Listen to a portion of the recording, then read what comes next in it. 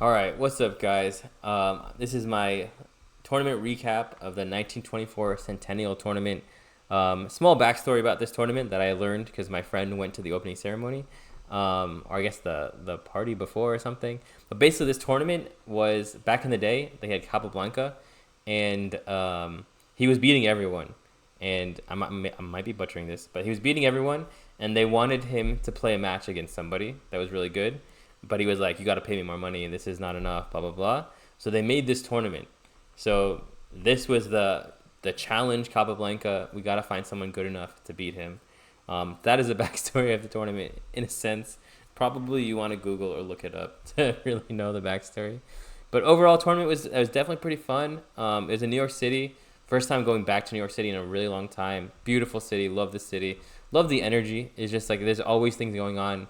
There's always people moving around, which I really like. I'm a city boy for sure. I don't like the woods. I do not like the water. I'll do it here and there from time to time, but for the most part, I like going to the city. I like moving around and doing stuff. Food was good, though kind of expensive.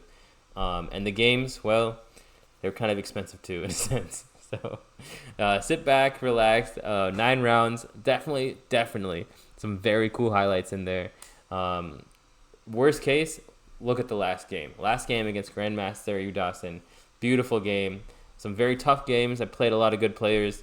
Had some very close results and also some good results. So without further ado, my first round against Chase Knowles. All right, guys. So this is round 1 against Chase Knowles. I think he's about 2,000 FIDE, probably 21, almost 2,200 USDF. So we're going to start in this position. So he just went knight e7. As you can see, computer says it's equal. This is a very funky position. Basically, if you ever castles kingside, I have a very fast attack.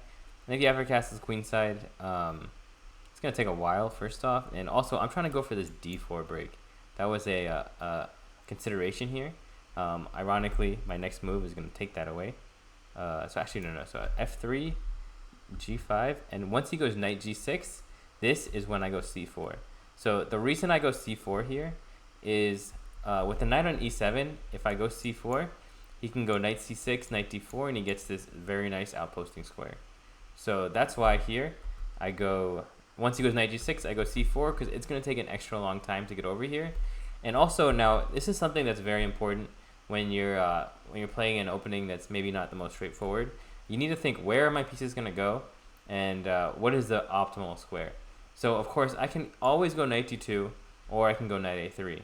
But I didn't really want the knight here, and I wanted to have at least some chance of going knight d5 at some point. So that's why here I go c4, so that I can go knight c3. So he goes g4. I don't want to open up. Of course, taking here would be honestly like really bad. The reason why is because he can go bishop takes, and he's getting all this stuff for tempo. Apparently it's not that bad, but I didn't even consider it. Honestly, I went f4. And also, I want to start pushing over here and opening up his kingside. So he played take, pawn takes, and h5. So honestly, pretty interesting position because he has connected pass pawns on the outside, and I have this huge center that I'm going to try to leverage very soon. But first, before you open up, before you kind of go for that castle and develop your pieces. So I'm going knight c3, he goes h4.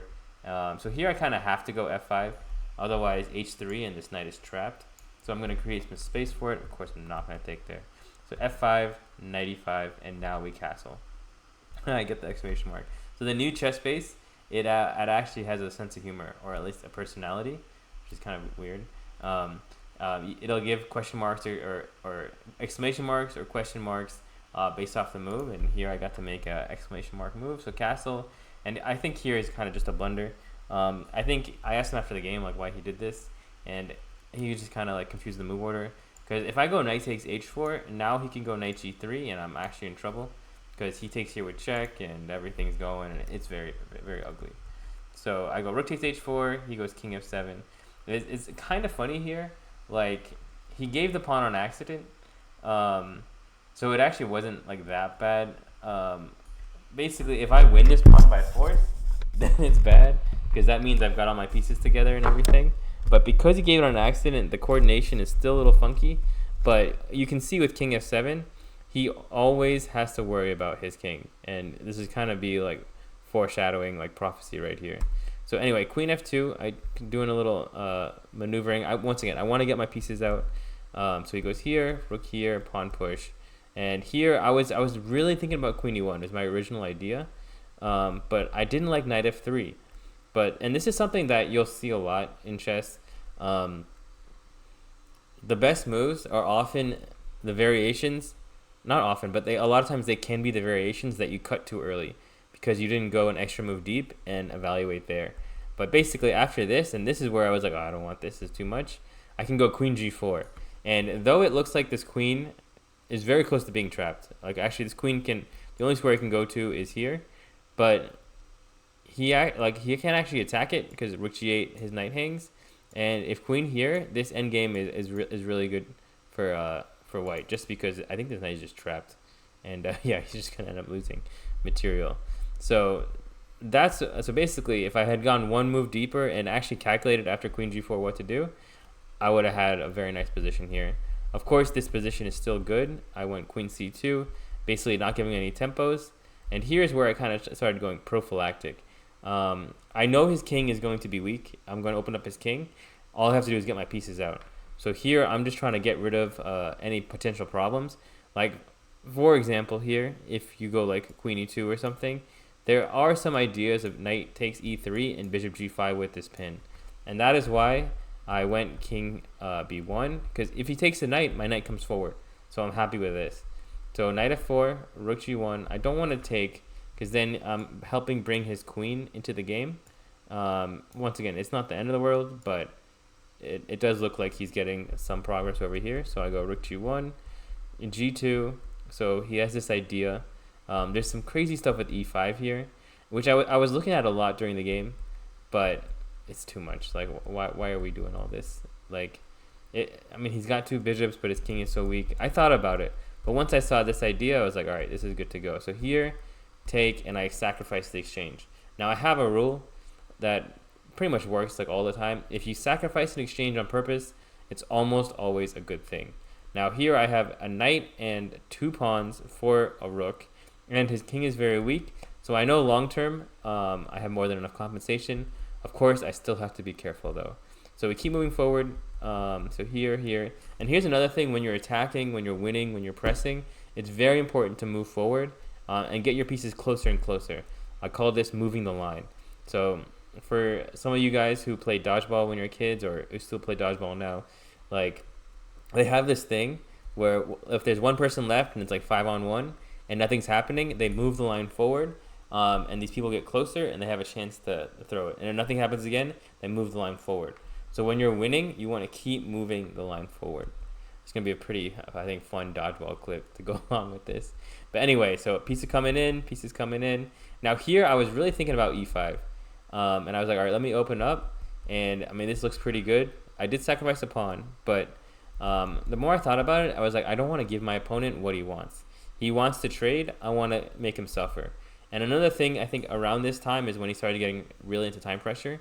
And one thing I think I did pretty well this tournament is I played pretty fast. So they were always kind of pressing the clock. So knight f4, here, and here there's all kinds of combinations. But I was like, all right, let me just keep moving forward, getting the pieces in. So now the rook can come in the game. So here, and now knight e6. And now here is where I think I have a very easy or nice transition. I can just take this bishop, because now every endgame is pretty much winning too. So that is something that you kind of want to think about when you're playing as well. Like, if we take off all the pieces and go to an endgame, who is better here? And because I have these strong pawns, and these pawns are weak, most likely I'm going to win one of them. And then 3 pawns and a piece for a rook, like, it's going to be too much. So queen here, queen c7. Now, I did miss this idea of queen h8, which would have been pretty sick. So queen h8, if he takes in here, I can take, and then pawn push check, and he cannot stop me from queening. So like I said, all the endgames are good, and here is actually a very nice place to transition if I wanted to. But I instead went queen to f2. You know, I'm targeting these two weaknesses. So he goes here, I go here, targeting the other weakness, he goes here, and now it's time for the big breakthrough. So take, knight takes, and basically the king is too weak, and I think he was very low on time here, and he made this move. And this is when eventually your opponent will crack if you keep putting pressure and you have good pieces. So take, if he goes king takes, I have the very simple rook h6 hitting with a line of fire. I win the queen, and queen and bishop versus 2 rooks, and his king is weak, the pawns are weak, everything is kind of falling apart. So he tries to go queen here, but I have some more follow-up tactics with this, b4, and pretty much after this, it's lights out. I think he resigned here. Just if you're curious how it would have finished, this here and just take the pawn, and now everything is happening with checkmate. Queen g2. I mean, everything is going, and of course I'm up just a queen and bishop for a rook, and I have a pawn, 2 pawns too. So that was round 1. Pretty good way to start. Patient way. Opening was good. Middle game was good. So far so good. On to round 2. All right, so this is round 2 against international master Mykola Bortnyk. Bortnyk, very strong player. He's beat Magnus in Blitz before, which is pretty sick. His brother also is very strong. He's a grandmaster. He's also beat Magnus. Like, these guys are very strong Blitz players, but also chess players in general. One thing, I think with white, I've seen Mykola have some sus games, but as in like when he's black and someone's white against him. But when he's white, it's a very tough pairing because he's super solid. He actually like doesn't really play d4 much, so I thought it was kind of interesting that he played d4 against me instead of e4. I was expecting e4, but okay, let's start with this position. And basically, I fianchettoed and I put my bishop on e4. So this is an idea that you'll see in the Dutch, where they put the bishop here, and the only way for them to break this pin is to move this knight. But if they move the knight, let's say for example, example here, if they go here, I can take, and of course it's not the end of the world for white, but essentially I've traded away his fianchetto, and I can play in the center with my fianchetto bishop. So that's the idea with this. So he went rook e1 here, and the idea of rook e1, what they're trying to do is they want to move this bishop, and then they want to move the knight. And honestly, this really wants to take.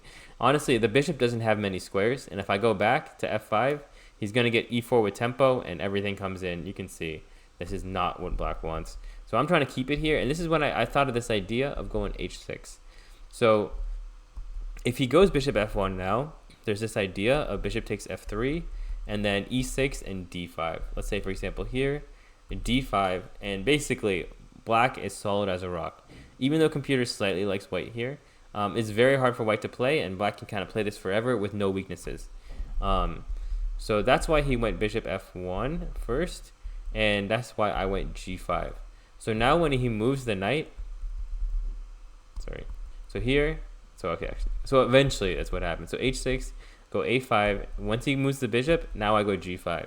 So now when he kicks my bishop, so for one, I don't have to take here, though this is definitely a possible move. You can see, take, and basically the computer really likes this idea of going e6, d5, and basically stoning this bishop and stoning this bishop, where both of them are kind of stuck and don't really know what to do. But I went g5, and now when he goes here, I can tuck the bishop back. And I wanted to try to keep some pieces, so I have some attacking chances in this position. I wasn't trying to avoid an endgame, but I wasn't trying to run into the endgame, and I wanted to make him kind of, not suffer, but have to play on. And also, I think I was up maybe 20-30 minutes on the clock, so the more pieces on the board, the more he's got to figure out. So he goes e4, I go b5. I'm pushing on this side. Once again, it's my first time playing this position, so the idea is maybe you're not as fluid as they should be, but basically after this, I have a very nice position. This bishop is kind of stoned in the corner. The only way it can get out is if it trades, but I'm not going to let him trade. So I go e6, knight here, this, and this is when I figured, okay, I'm probably better now, because he just went back and forth. Now, he could have taken this knight and played this position. Most likely, this is a draw, but it does feel like black is the one with the better coordinated pieces. Bishop on the corner, and these guys are kind of two snipers working together. So black is, I would say, is doing pretty well here. So he kept the pieces on the board. So here, d5. So take, trade off the fianchettos, and now knight d5. And now this position is, in theory, a position that black cannot lose, because this bishop is so stuck in the corner, and he has an isolated pawn against the fianchetto. I always say that fianchetto against isolated pawn is kind of super effective for the fianchetto, because this pawn is always a target, and I can always put pressure on it. So he goes knight c5, queen e7, he goes queen f3, so now he has this threat of queen d5. This is some very sad foreshadowing alert right here. Please pay attention to this idea. I saw it immediately. I went rook fd8. Of course, how could I fall for such a tactic like queen takes d5? That would never happen. I'm not like a 1200 or something, you know? So knight d3, and here is where I had a lot of ideas in my head. So my original idea was queen f6. So queen f6 and trade, and I was like, all right, this is like 2 result as it gets. I get to play against this pawn forever. All my pieces are harmoniously coordinated. At some point, a4 take, and I can open up the a file. But I had this slight hesitation, like, okay, he's really good at endgames. I think I can keep some pressure. Another idea that I had is knight c3 and playing this position, and I was like, okay, this is probably just a draw, because we just trade everything, rook upon endgame. It's probably going to be 4-on-3, 2-on-1. We trade off, easy draw. But I was caught in between trying to be ambitious and trying to avoid an endgame at the same time. And I played the very genius rook c8. And like I said, what kind of idiot would fall for this tactic? And the sad part, as soon as I played it, I was like, you got to be kidding me. I think I know what is about to happen. And he kind of looked at me for a second and was like, well, thanks, man. And went take, and queen takes d5. And I'm just like, yo, this is ridiculous. I can't believe I let this happen.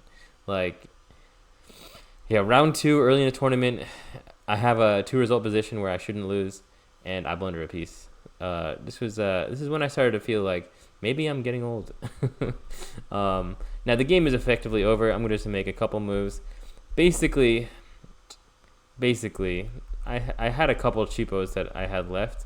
So okay, so here so h4, I have one idea. If rook h5 check, bishop h6, he can't take this because I would take and I would get this. Now even this endgame, I mean, he's probably gonna win this. Like, this is torture. And if he goes here, I was like, oh my god, I think I can go g3, and I don't know what he does. Apparently he's just fine with bishop c1. But this at least looks a little bit scary, like black is getting play. But of course, when you let one of these guys get a winning position, they are not going to give you any chance whatsoever. So here, and basically everything kind of just collapses immediately. So honestly, this game was very depressing in the sense that I played an opening for the first time, got a good position, was outplaying my opponent, and then I just lost my mind for one move. And this is probably something I'll summarize the tournament with. But the tough part about chess is, let's say in 9 rounds you play about 500 moves.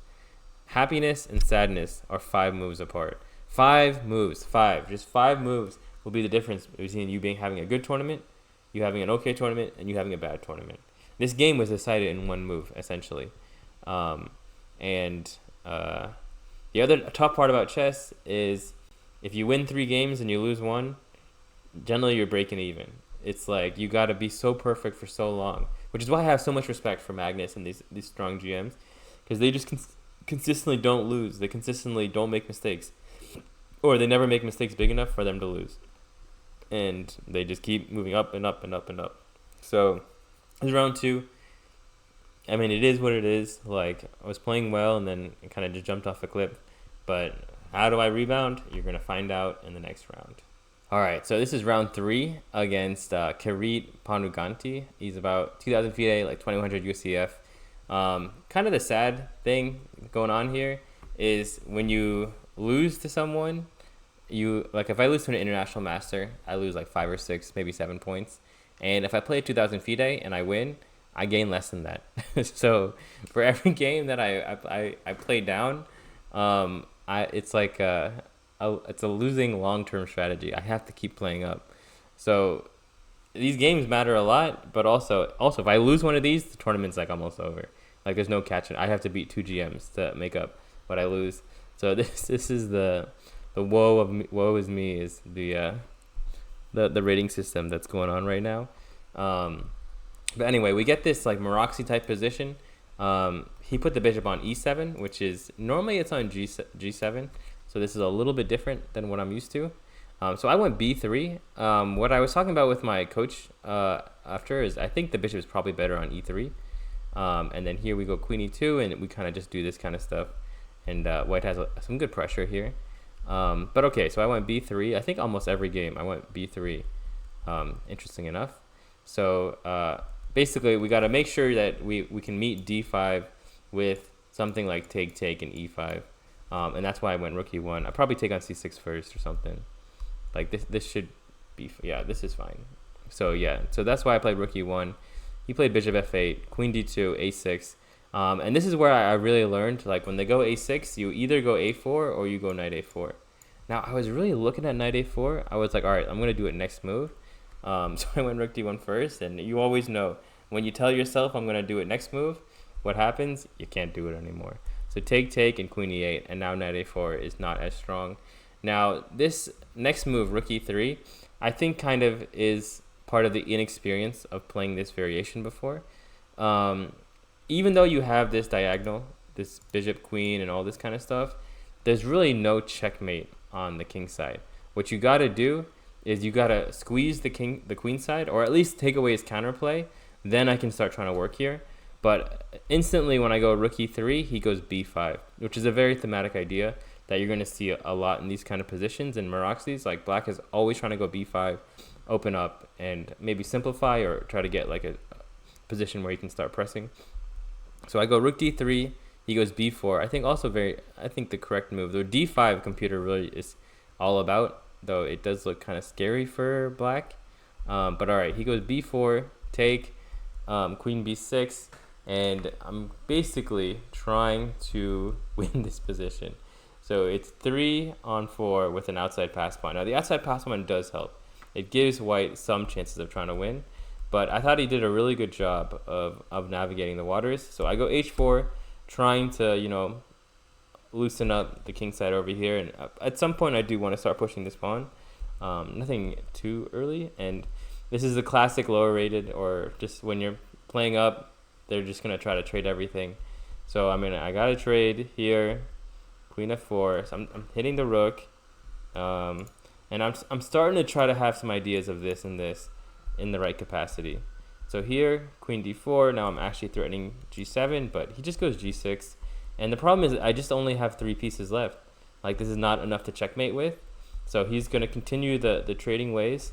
So if he takes on b3, which I'm sure some of you guys are wondering, I go rook c8, and now this is a big threat. And if he ever moves off, this is just game over. So I do have some pressure, and once again, I was playing pretty fast. So I do have a pretty significant time advantage in this position. So he takes on c4, of course. And though this is very, very drawish, at least white has an outside pass pawn. So if I can try to win material with this, try to win a bishop, then I can win an endgame. So g3, just waiting, and then h5.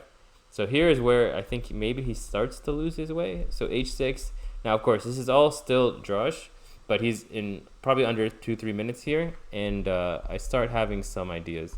So here, I win this pawn, king here, and what I think helps in this position is if I ever go queen b5, he cannot take this because, or I guess he can take it here. In this case, he can, but if his king is a little bit farther away, he cannot take it, and I will actually win. So here is where I kind of traded that pawn to get these 2 pawns. So here and take. Now here he was in really bad time pressure, to be fair. Queen g4 is actually not so simple. I can't take here. This would be a draw because his king is active and my extra pawn is not enough. But queen g4, there's still a lot to do here. Queen f6 check, king d7. And I'm going to try to play this position. If I can trade queens on better terms, I can win this endgame. But luckily, I didn't have to because he played king e6. And here I can just go queen g8 check and win the queen. He was definitely kind of upset after this. He played well. He played super well. Basically, I had nothing the whole game. Very slight ambitions to win, and just pressure, and playing fast. And I guess eventually, thank God, it paid off. But yeah, so round 3, luckily had a recovery. A draw would have, I'm not going to say catastrophic here, but it wouldn't have been the best. But okay, so round 3, we cruise. Basically, don't let him go b5 and simplify over here. I need to keep more pieces, keep more pressure, and eventually crack him with more pieces on the board. But a win is a win. We'll take it. So this is my round 4 game against international master Sam Schmakel, a very strong player. One side note, though, is if I can't lose to these high-rated players, it would be nice if they gave me white. You know, it's both games were black. Both games, I mean, wasn't. I mean, I shouldn't have lost. At least I would say this was the. I'm not gonna say the worst game of the tournament, but this is the one where like I think I kind of just lost. Like every other game in this tournament, like I did lose some games, but I felt like I was better in those, or I was really pressing. This one, it was just like a tough game, and he played well. But you will see there was some room for improvement as well. So here I go knight d7. Basically, Magnus has this really cool maneuver where he goes knight f8, knight e6, and which basically controls all the breaks. And this is my first time playing this position, so once again, it's not the cleanest that it could be.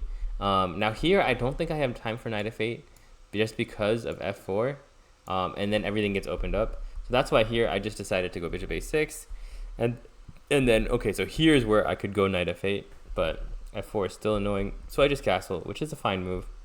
So queen d2, and here I think a mistake was f5, and I'm gonna get to f5 in 1 sec, but the better move was rook a e8. The reason why is I do want to go f5, but he's not gonna really do anything in the meantime. And if I just wait on it, I'm gonna get a better version, like something like this, and this is fine. Or for example, if he just goes like rook e1 here, and now here I can go f5, and I've got a much better version of what I got in the game. And you'll see what happened in the game, and you'll see that that would have been a better version. So f5, take, bishop h6, and essentially I get this, but I could have had this instead, which would have been way more efficient.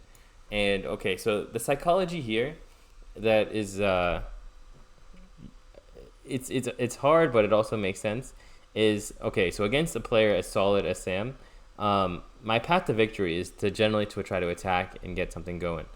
But the problem is if I attack too fast, then I leave myself open, and now he can really counter me, and I'm going to be in trouble. So that's kind of what happened in this game. What I should have done, and you saw the other variation, is be patient and then attack. It's actually, so what I was thinking about after this tournament is if you see high-level fighters, high-level boxers, high-level UFC fighters, these guys aren't generally getting round 1 knockouts. And when you play someone good in chess, you're not going to see a lot of round 1 knockouts unless you get something super special. For the most part, you're going to have to build and build and build and wait till your time comes. So for basically in this game, I didn't build. I went too early, and this is the problem of you if you go too early, and why these high-level fighters, they don't rush in. If you rush in and you're not making the right reads, you're going to get knocked out yourself. And that's pretty much what happened in this game. So I go here, I'm doing all this stuff, I'm trying to get an attack. So he played f takes e5, and I have two options here. I have rook g8 or I have knight e5. But essentially, after knight e5, I calculated this, and I was like, I don't know what to do next. They're like, I have maximized all my pieces, right? These are all the best squares they can be, and I can't make any progress. So essentially here, I can move back and forth, and this would have been the better thing to do against him. And if I draw here, and this is something that I have to really get instilled in me, draws are okay against high-rated players. If I can draw with black, I can get another shot with white. And also every round, if I draw against high-rated players, I'm gaining rating. I'm building. I gain rating, and I get to play someone else with high rating. So now a draw or a win will give me another shot at gaining rating or getting a lot of rating if I win. So what's really important is don't go too fast. So I went rook g8 trying to be a hero. I was like, okay, I mean, it does look for a sec like black almost is going to checkmate or get something. Like, yeah, I mean, rook g2. Also, queen g7 looks like it might be something, but the problem is, I mean, here would be great. But if I go for here and here, unfortunately, this move won't work. I don't know why. Like, I'm trying to do this, but I guess maybe it's this pin. Maybe that's why I can't do that. And here, of course, that's death. And so it's queen f4, rook takes g2, and just king h1. His king is just safe. And this is what happens if you rush in too fast, not only does your attack not work, but winter is coming, to put it the best. Over here, it's not looking good. So I go rook e2, trying to hold on. I mean, really, after this, it's essentially over. I really wanted knight f3 to work, but there's no mate here because he can just take this. Of course, if he takes my queen, I would be screaming out loud with the rook g1. But he just takes it, and he's safe. That's all I can say. There are not enough pieces, and now I'm just down a lot. So I can't do that. So, I mean, essentially, after rook e2, knight g4 is just game over. I have to sack an exchange, and I really, once again, his king is just cozy out here. I can't even take on g4 is the sad part, because take, and then I think rook g5, and now I'm mated on f8. So this doesn't even work. Is just what happens when you go, I'm not going to say unprepared in the before the tournament, but unprepared in the position to attack. And basically after this, it's pretty much just game over. Like, I can't do anything. It's just mate. So yeah, tough round 4. I mean, good player. I mean, really, this game I would say I didn't have any like chances to be better or anything. I could just have been more patient, and then maybe my attack could have materialized, or maybe then I can hold this position and draw. So first time playing a position, he didn't play exactly what I thought he would, and I mean, it is what it is. So that's round 4. On to round 5. So this is my round 5 game against Spencer Chin. He's, once again, 2,000 FIDE, about 2,100 USCF. Basically, at some point, I was like, I'm running out of 2,000 FIDEs to play. The tournament was 2,000 FIDE plus, and I played 3 guys 2,000 FIDE. I think one was even below it. So I was like, I mean, please, give me someone else. But, all right, so we start with this position. So basically, there's this pawn sack variation that I got from Hans Niemann. He has a bunch of games in this, and essentially after take, you go, I think, take in castle, and white has really good pressure here. There's some fun positions that white can get. The sad part is if they don't take, I mean, it is good for white if they don't take, but it's not as fun, is the idea. So rook e1, take this, knight c3, and here's where I was playing, I thought, pretty well. So I had this idea of rook c1, and basically, when he goes rook b8, he's trying to go b5. So by going rook c1, I'm being prophylactic, and I'm preventing this, because now I can take, and then d4. And I'm getting a bunch of tempos, and there's a bunch of tactics against this queen. But what I missed, and why I didn't go rook c1, was I thought, okay, he goes b6, and I don't know what I do. But I have this idea that after I saw it, I was looking for this idea too. Like, don't get me wrong, I didn't completely miss this. But here I can go knight d5, and this is the whole idea of rook c1. Now if take, I'm going to get this back, the center's going to blow up, and the bishops are going to really start playing. I mean, even this is still kind of crazy, but yeah, like, okay, let's go a couple more moves. Let me show you how crazy this is. It's not like super straightforward. Like, okay, don't forget, I am down a piece here. Like, this is all, I have 3, he has 4. But somehow, oh my god, so pawn takes, and then rook takes c6. So I did miss, I did miss this variation. I mean, even here, it's still complicated. Oops, apparently, no, I don't take here. I go, sorry, rook takes d6, of course. Knight takes, and then rook takes. And then I have an extra pawn, and the bishops are wide open.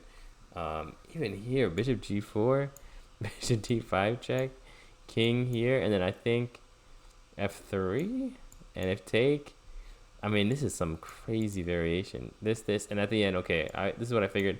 g7 is going to be a weakness, and now it's not easy for him. I mean, even here, it's 2-on-2, 2-on-2, but white has a lot of pressure here. So didn't see this. So unfortunately, I mean, not unfortunately, I went d3, which is still fine. So I didn't go rook c1. I went d3 because I missed all of this forced stuff.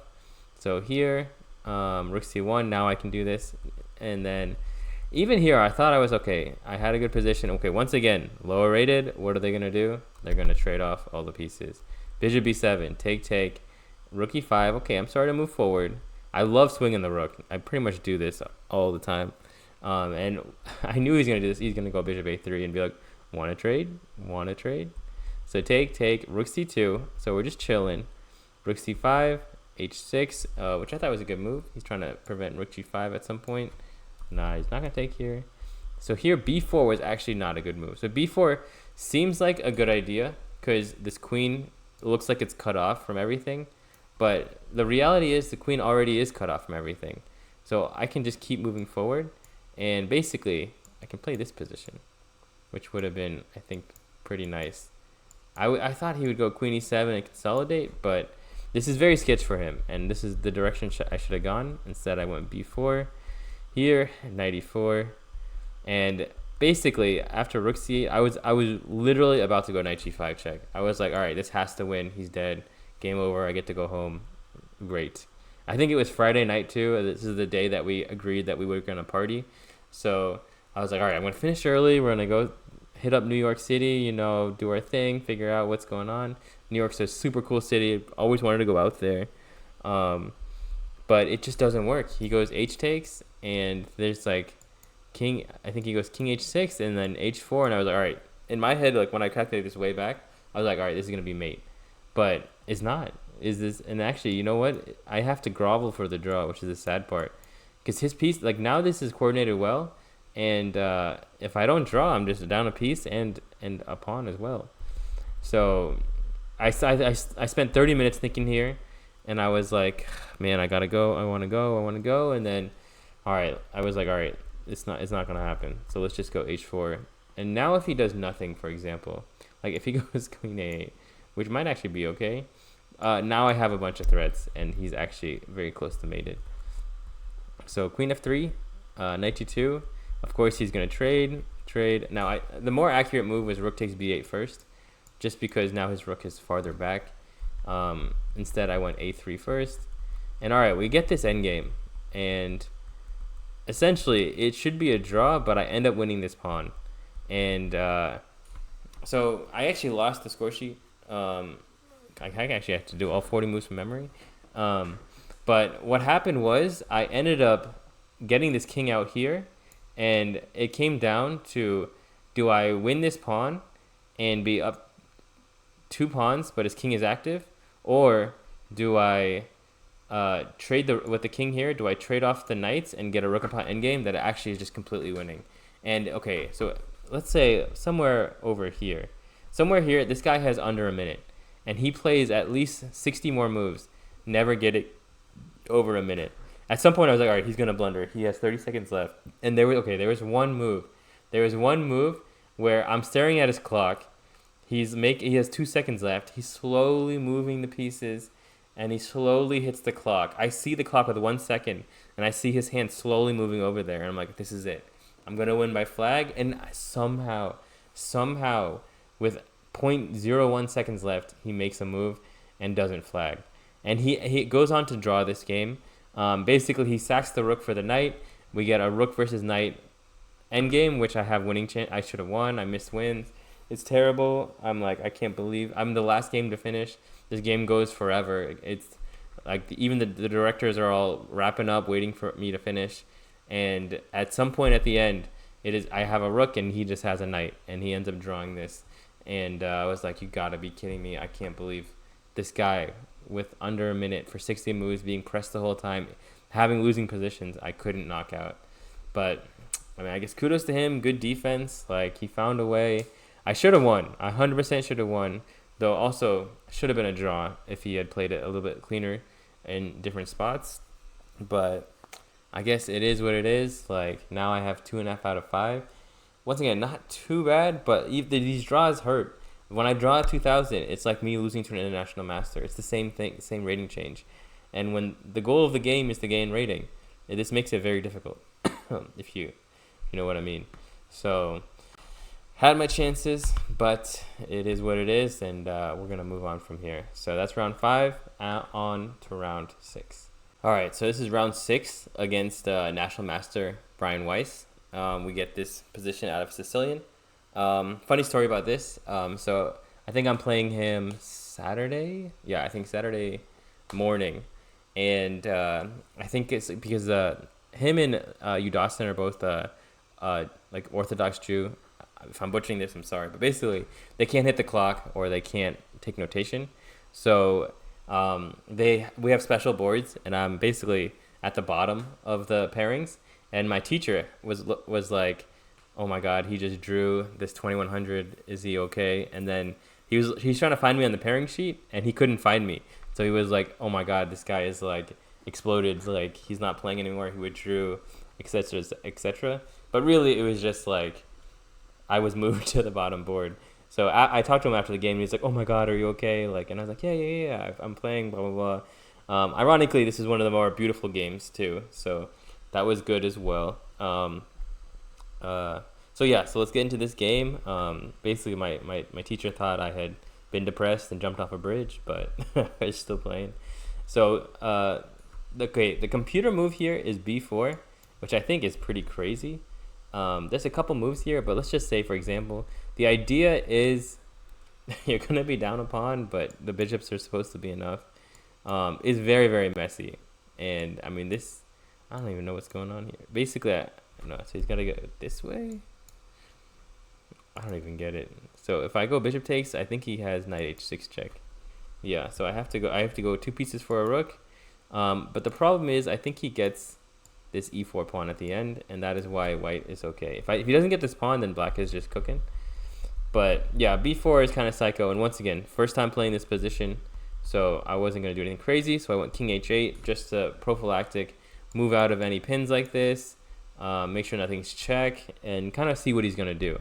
And here he goes for g4, which is a little serial killer, I will admit. And I was like, okay, I am fully developed, right? And if we go back to round 1 and how I described, like, and even the Schmakel game, like, you need to finish developing before you start attacking. And here he isn't developed, and his king is very sus. So I go for this, bishop f7, queen g5, this is all correct. And here is where I have 2 crossroads. So I can go f takes g4, take, and then d5 or b4. And basically, I have 2 bishops with good pressure. This endgame, black is slightly better. This is good. And I saw this other variation where I can go f4 and sacrifice everything. So bishop takes e4, h6, and he was like, this is where he kind of stopped and paused, and he was like, like, that's an exchange. And actually, knight f5 would have been a very resistant move. I was going to go rook e8, knight takes d6, and yeah, bishop takes a2 is kind of serial killer. Bishop c4 also a move. But in this variation, it feels like he's starting to consolidate. Like if he takes here, then I think maybe he's in trouble. But instead he took the rook, which actually, if he had gone knight f5, I could have been in trouble. But he took the rook, and now it's time to party. This is the whole idea. So f takes e3. I was also thinking about take this, but the knight on f5 is strong, and he's going to be able to trade off one of the pieces. So I don't want that. And with f takes e3, pretty much his king is going to be open. So if he goes like bishop f3 and tries to consolidate, bishop c4, and he's stuck. His king is legit just stuck in the middle. He can't go anywhere, and winter is coming for him. Rook e8, take on f2, all this kind of stuff is coming. Actually, I think even queen c5 is really strong because it threatens take on f2 with mating ideas. So he kind of bailed out. He went queen takes e3. And this endgame is not so easy. It actually requires razor sharp precision, which I actually, not to toot my own horn, did a really good job being precise here. So if I just take the bishop like this, he's going to trade queens, take, and he gets d6. And now, even though I have 2 bishops for a rook, I only have 3 pawns left, and I'm going to need something left to try to win this game. And if I lose too many pawns, like, he's the one who's actually going to be pressing here. So instead of rook takes bishop, I go rook e8. So he goes bishop to d5. Sorry, bishop e4. Now, instead of taking the queen, once again, take. He gets this pawn, and okay, maybe I get a couple more pawns in this variation, but I don't want to lose this pawn, so I go d5. So now he takes here, because now I'm actually threatening to like take this or take on g4, and then I have very good prospects. So take, castle, rook takes here, and this is where a very important move. Rook a4. Do not give him time to close up the position. So he has to defend the pawn, and now I go d4, and now the bishops open up. Now the bishop. Let me say that properly. Now the bishops open up. When bishops open up, brace yourself, because winter is coming. I've been watching a lot of Game of Thrones, if you haven't noticed. So He tries to play active with f4 and everything, but I think it ends up losing some pawns, and basically a 1-by-1 they fell is kind of the way to think about it. And here, okay, I have to be kind of precise here. I think any other move, and it's not so simple what's going on. So here, this, and he goes rook f1. He was trying to scheme some king h3, like this, and mate me, but here I have bishop f2, and he's actually mated. So rook f1, rook takes pawn, and then here the simple win is just bishop g1 check. So take, rook takes, and even here, precise. If I go king g7, apparently it's still good, but it's not so easy winning this pawn. If he takes here, I guess I just push this pawn. I guess that's the winning idea. But essentially, if I go king h7 and rook here, now okay, I'm not gonna promote this immediately, but at the same time, I can take. It's just a matter of time.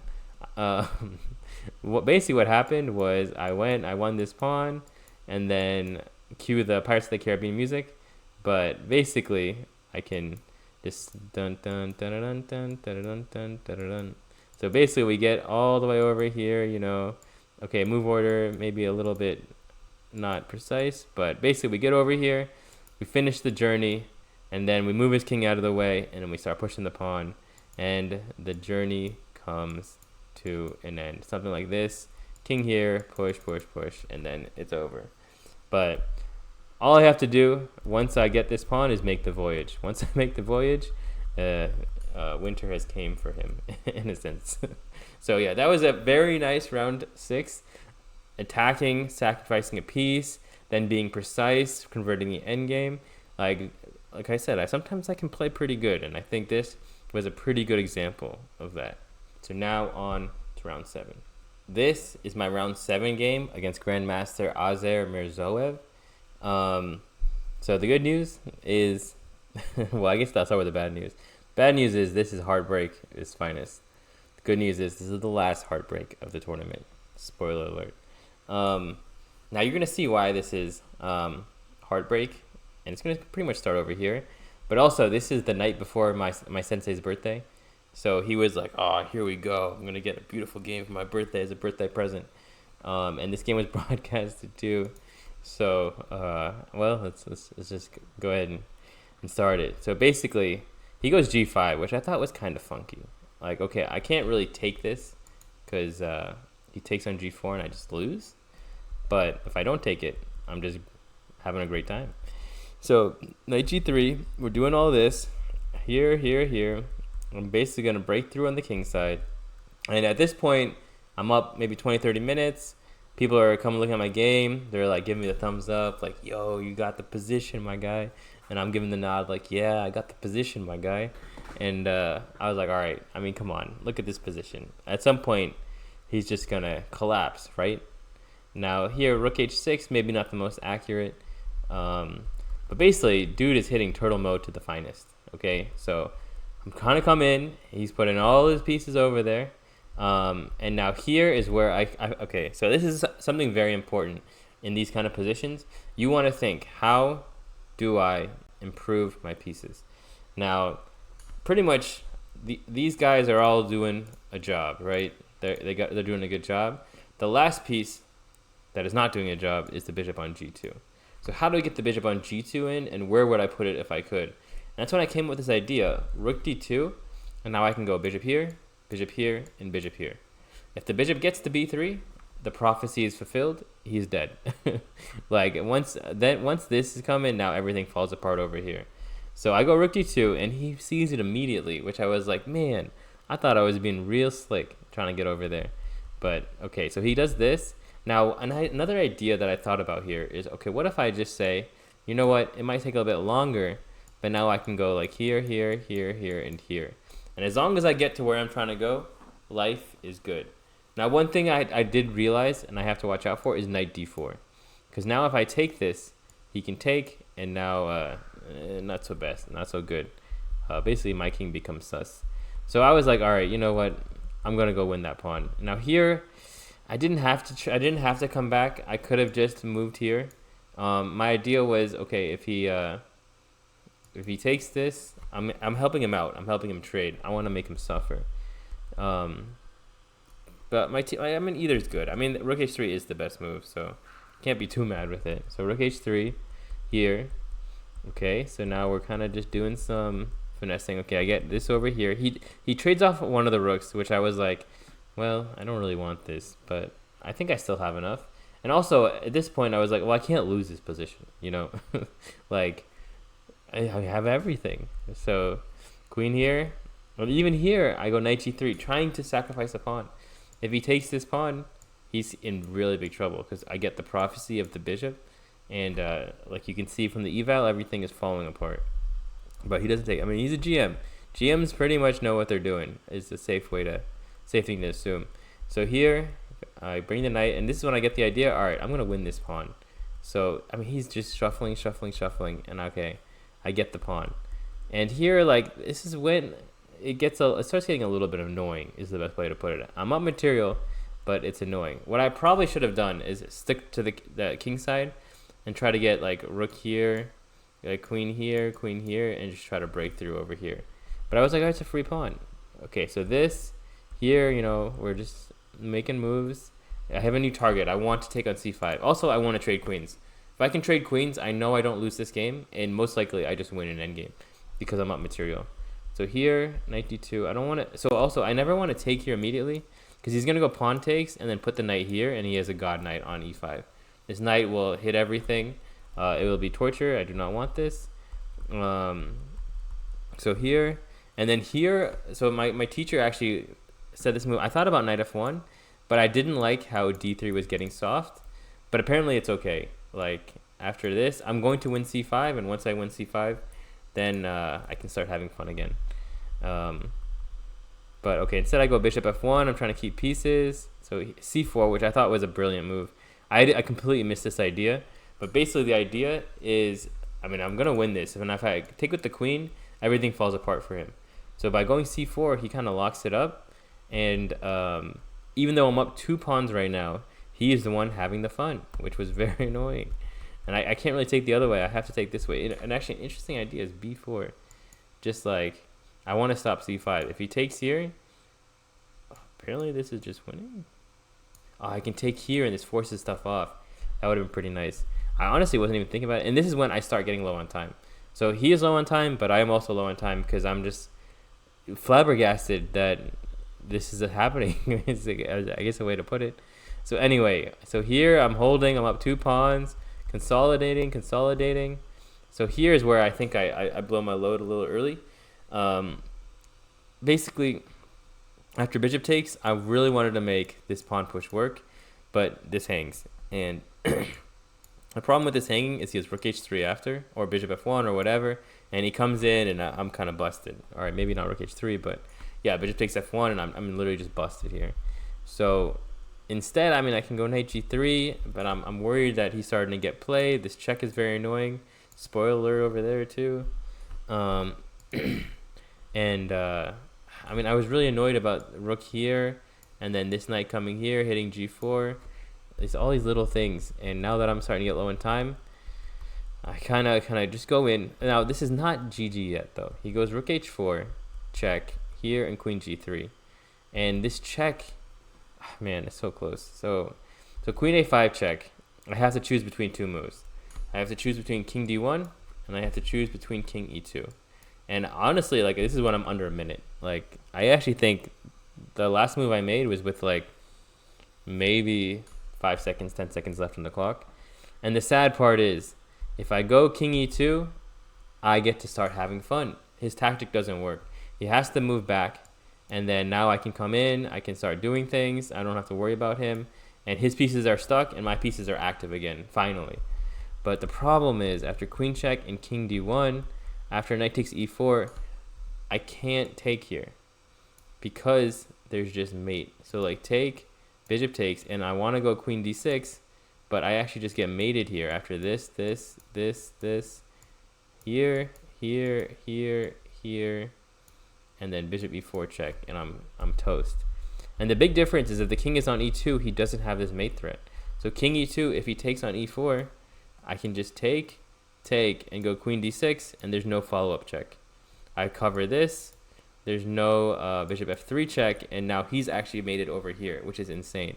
And that is the big difference, and that is why I do think playing fast is important, because at some point, the critical moments are going to, like I said, 5 moves decide the difference between happiness and sadness, between winning and losing over the span of 9 games. This is one of those moves.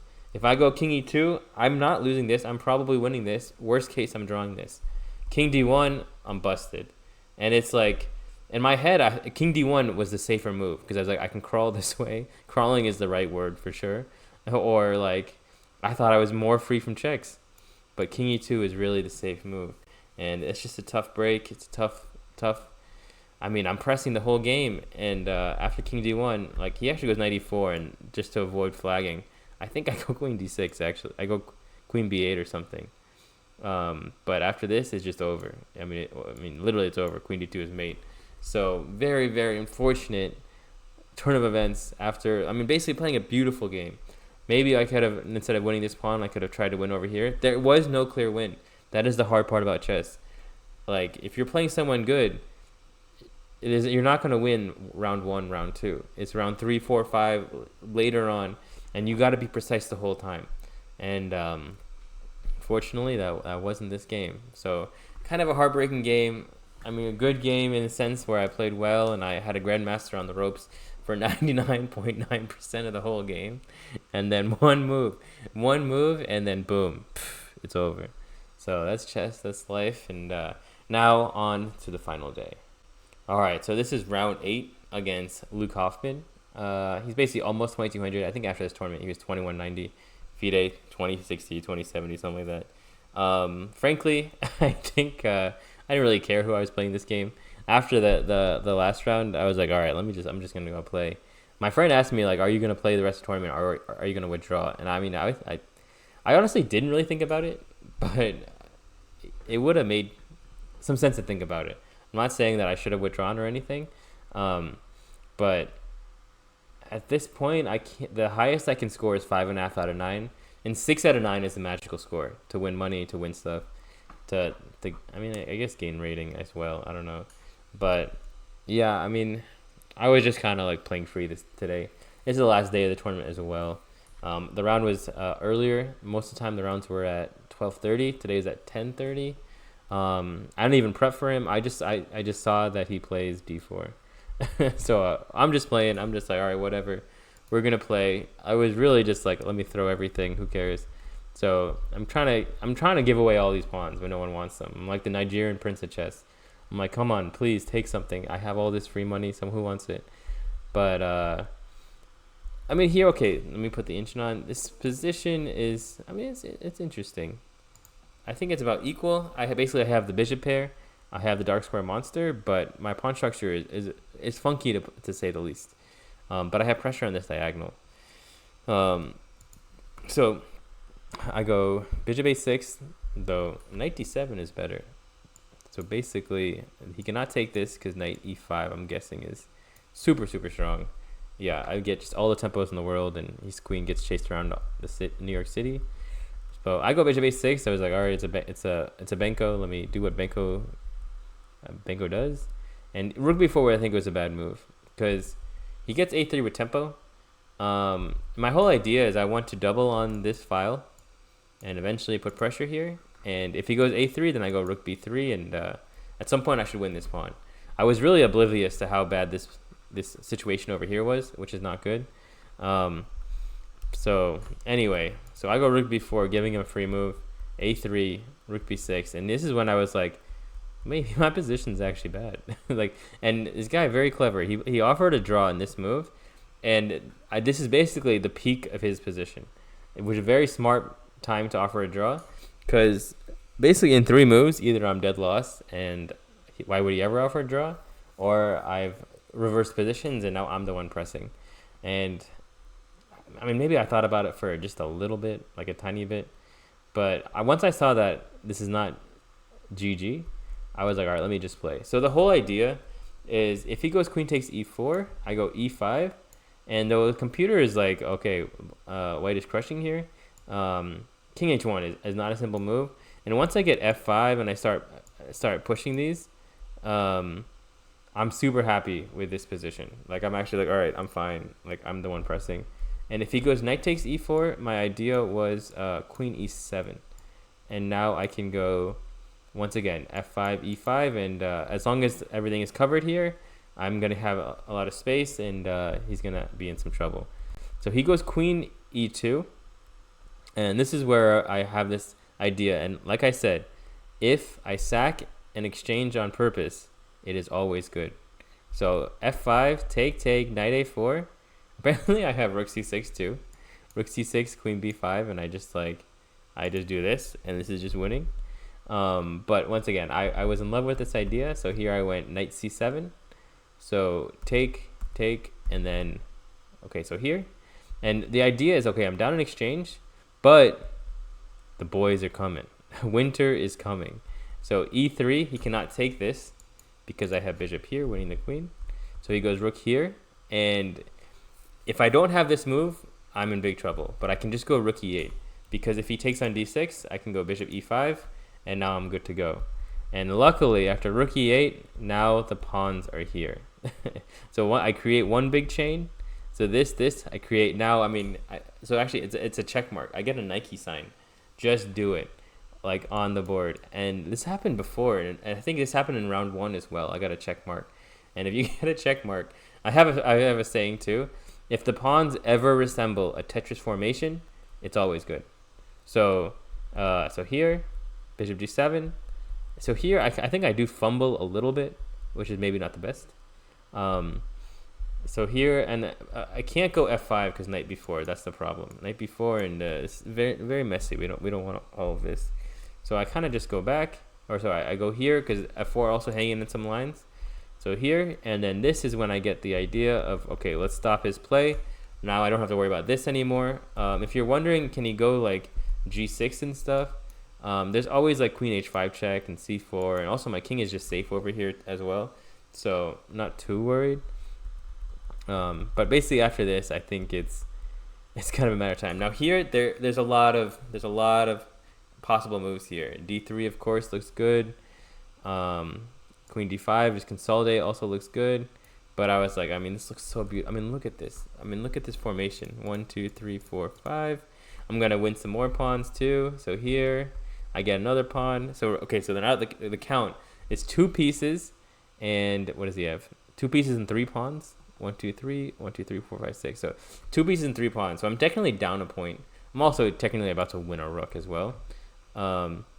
And yeah, so and the pawns are super strong too. So here, this, and I mean, what a final position. So here, of course, once again, there's multiple ways to win, but the simplest is you just go f2 check, and he resigned here. I mean, look at this final position. But basically, if he takes here, I have queen here, check, wherever he goes, check, and then I win the rook, and then I have I retain my pawn armada, and I'm just up a piece. And once again, his pawns are kind of useless over here. So he resigned here, and this is where it's like I'm glad I kind of... It's weird, like I played free, and okay, maybe it was kind of sus for a minute, but then I played my most beautiful game. It's against Bryan Weisz, that Sicilian as well. I played free. I was like, all right, whatever. I played my most beautiful game. It's almost like the universe rewards you for playing free, and it takes away when you play with, I don't know, when you play with, when you want something from it. Who knows? But basically... This is and last thing on this game is it's actually my sensei's birthday, July 22nd I think was the date, and I mean let me say, like, I put on a show for him. Like, this is how you win in style, and he actually showed me this Shirov-Kramnik game that was very similar, where Shirov did some beautiful things, and he ended up winning against Kramnik. So that's round 8, and last but not least, I have round 9. All right, so this is round 9. So I'm playing Grandmaster Leonid Yudasin. I think at some point he was top 10 in the world, played in the candidates, super strong Grandmaster. Now he's a bit older, so it's a little different, but I actually played him once when I was a kid. I had this amazing tournament, beat an IM, beat an FM, and then I think I even beat Justice too. And the only person I lost to was Yudasin. In the last round, I played some crazy stuff, and he was like, very interesting way you played there. But okay, so I'm playing him round 9. We're starting this position. So here, I think I went for knight e5, not d4. So this idea is actually from the Bogo. So in the Nimzo or the Bogo, a lot of times you give up the bishop pair, and then here I have the option of I can always get it back with knight e5. So here I have given up the bishop pair, but now I have space, and I can always get it back because this bishop cannot escape the grasp of the knight. So he goes bishop e7, and here I have this idea. I'm like, oh man, time to party. G4, G5, F4. So here, very, very nice attack, very daunting attack. And I actually had this idea that is super strong. I can go queen h5, rook e3, rook h3, and he's just cooked at that point. And he can never really go h6 because this bishop, the monster, is going to open up, and there's going to be so many checkmates over here. So he goes f5, almost kind of in panic mode. Also, at this point, I'm up like 30, 40 minutes. I mean, it's only like move 15. My moves kind of play themselves. But basically here I go queen h5. He goes bishop d6. So now I can go g6, h6. I mean, take. I mean, knight takes, and everything is kind of falling apart. So he goes h6, knight f7. He takes this, and now knight e2 opens up the bishop. And actually, this is where he resigned. But if we want to go ahead a little bit further, just a possible variation: bishop e4, knight f4, bishop f3, which looks like, okay, maybe it's doing something. I can just go queen takes h6, and he's actually just cooked here. So, I mean, perfect way to end the tournament, I will say. In the last 3 tournaments, I've beaten 3 grandmasters. Definitely, those videos are all going to come out. Now that the summer is kind of over, I will be putting out a lot of YouTube videos on my channel. And doing a lot of content in the next couple, well, I guess the rest of 2024 until tournaments are going. But yeah, I mean, it definitely is kind of a redeeming factor to beat a grandmaster in the last round. I ended up gaining FIDE thanks to this. I was actually down rating going into this last round. I mean, even though I've only lost the good people and I've beaten all the other people, that's just life now. But yeah, so perfect way to end the tournament. Basically, I finished the game in about an hour and a half, maybe 2. And I had the rest of Sunday to chill and explore New York, which was which is interesting. It's the best way to put it. We had a very interesting group of people together, and that led to interesting events is the best way to put it. But overall, I will sum up the tournament. But that was round 9. Good way to end the tournament. Good way to move on to the next one. So hope you guys enjoyed these games. Overall, I thought the tournament was pretty good. I mean, the big thing that I would say I learned is to be patient on the board. So finish developing, and then you can move forward. And then just don't be doing stupid things like letting your opponent get counterplay, blundering the tactic round 2. I mean, this tournament, like I said, 5 moves, and I could have ended up 6.5 or 7 out of 9, as opposed to 5.5 out of 9. That's chess, and that's gonna be like the big takeaway is like gotta be precise, gotta be patient. It's almost like my vibe, my goal after this is like, I kind of see myself as like a pure striker, as like a brawler, as a knockout kind of person. And I want to kind of transition to a samurai. A samurai knows when to strike, he knows when to pull back, he knows when it's ready, he knows how to prepare, he does everything together. And that's kind of what I think I need to really hone in on and improve to get to that next level. Once again, a lot of good things from the tournament, a lot of good games, a lot of good highlights, but also some small things. And it's only small things. It's not really big things that I got to clean. And that's what I'm going to be working on in the future. So hope you guys enjoyed this video. At least I hope you guys enjoyed this last game. Hope you guys were entertained. Peace.